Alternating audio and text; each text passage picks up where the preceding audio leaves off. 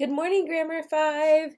It is a beautiful Monday morning. The sun is shining, and I am thankful that we are in our what is this, 117? We have 4 more lessons after this.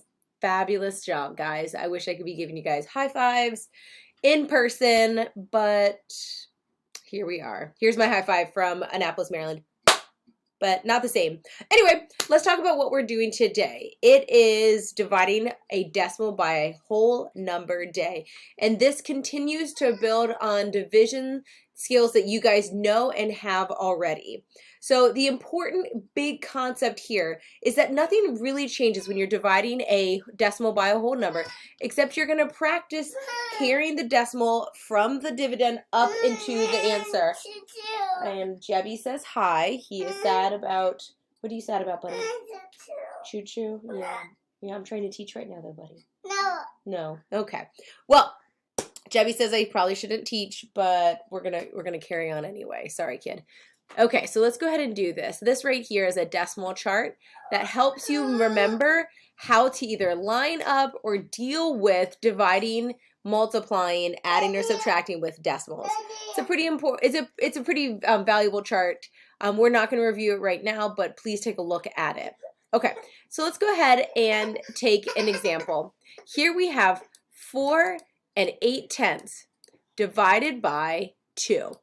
And what we want to remember here is that when you are dividing a decimal, you take your decimal and you put it in the same exact spot in your divisor. So 2 can go into 4 an even 2 times. And then 2 times 2 is 4. You do your subtraction and you get 0. Well, we're not done yet. We're going to bring 8 down. And now we're going to ask ourselves, 2 can go into 8 4 times. 4 times 2 is 8. You do your subtraction and you get 0. And you get 2 4/10. So that one works out pretty evenly. Let's go ahead and do the next one. Oh, and they have the solutions right here. So if you have 42 hundredths divided evenly between 3, same thing. You write your division problem. You line up your decimal and bring it up. And you're going to ask yourself, how many times can 3 go into 4? And it can go in 1 time. 1 times 3 is 3 with the remainder of 1.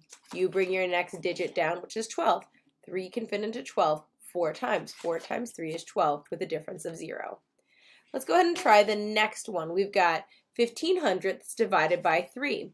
So you're going to, same thing, you're going to line up your decimal, bring it up. But here's the tricky thing, and it's not even that tricky, is that 3 does not fit evenly into 1. So either we're going to leave this place in the tenths as a placeholder or a 0. Then you ask yourself, 3 can go into 15 as a whole 5 times.